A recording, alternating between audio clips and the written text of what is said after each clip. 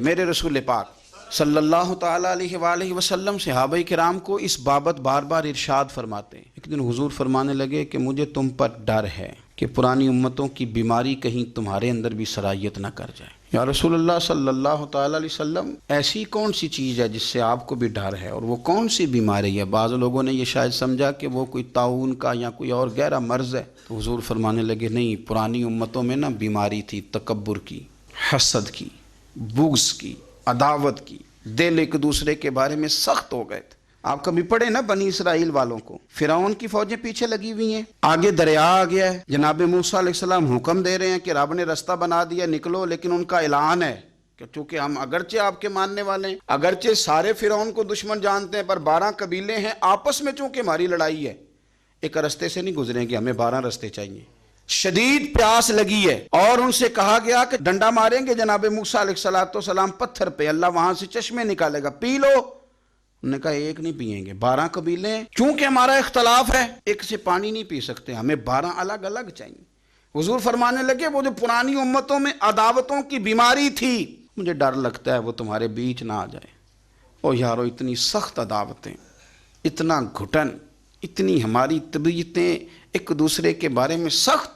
آپ کبھی لوگوں کا لب و لہجہ محسوس کریں، جب وہ کسی کے خلاف گفتگو کر رہے ہوتے ہیں تو ایسے محسوس ہوتا ہے کہ وہ تو شخص شاید مار دینا چاہیے، اتنا برا ہے۔ تھوڑی سی اختلاف رائے کو اتنی شدت کی عداوت بنا لینا۔ کئی اللہ والے چھپ گئے، بہت سارے رب کریم کے بندے تھے جو دنیا چھوڑ کے کونوں میں لگ گئے، انہوں نے کہا اور نہیں گزارا ہوتا ہو بھائی۔ میں کسی کمزور آدمی کی بات نہیں کرنے لگا، ایک دلیر آدمی، حسبن نسبن اخلاقن مروتن، ہر تعلق سے شانوں والے، حضرت امام جعفر صادق رضی اللہ تعالیٰ عنہ، اتنے بڑے آدمی کہ امام اعظم ابو حنیفہ جیسے لوگ کہتے ہیں کہ اگر 2 سال امام جعفر صادق کے پاس نہ رہتا تو ابو حنیفہ ہلاک ہو جاتا۔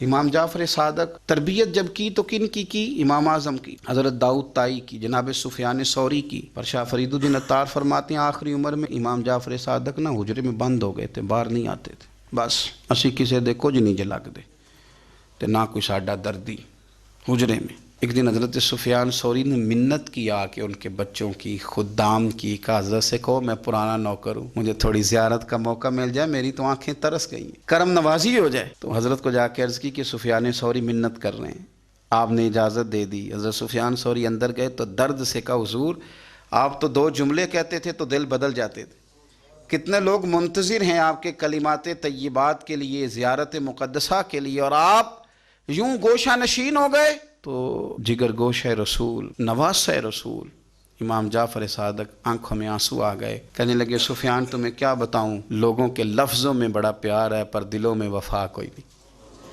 او بے قدراں کچھ قدر نہیں کیتی خوب تسلی ہو، اے دنیا دار پجاری زرد کتیاں دے گل ٹلی ہو، قدر نہیں کی لوگوں نے۔ اب بس، اب میں اپنا آخری وقت اپنے رب رسول کے ساتھ گزارنا چاہتا ہوں۔ لوگوں کے لفظوں میں بڑی وفا ہے پر دلوں میں ان کے وفا، یعنی امام جعفر صادق جیسے لوگ چھپ گئے۔ ہم اپنے رویوں سے اگر ان چیزوں کو نکالیں گے، دلوں کو صاف کریں گے، تو بڑے بڑے قیمتی وجود ہیں جن سے ہمارا رشتہ قائم رہے گا۔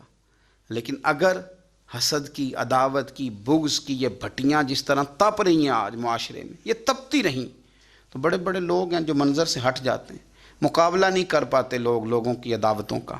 رب کریم کا بندہ صاف دل ہوتا ہے، وہ حسد بغض عداوت کا مقابلہ نہیں کرتا، وہ کونے میں ہو جاتا ہے، وہ کہتے میں اس دوڑ والا نہیں ہوں۔ اس لیے کہ اللہ کے بندے تلوار کے ساتھ، تو میں بڑی بات کرنے لگا ہوں اگر آپ کی سمجھ میں آ گئی تو، رب کے بندے تلوار سے تو لڑائی کر لیتے ہیں، پر منافق کے نفاق کے ساتھ مقابلہ کیسے کریں؟ وہ کس طرح اپنے آپ کو منافق بنائیں؟ وہ کس طرح کر کے اس جگہ پہ آ کے سازش کریں جہاں چھوٹے لوگ سازش کرتے ہیں، پھر وہ بچنے لگ جاتے ہیں۔ یہ دوری نکتہ چی ہے، کہیں چھپ کے بیٹھ جا، جس دل میں تو مکی ہے وہیں چھپ کے بیٹھ جا، پھر وہ لوگ نکل جاتے ہیں۔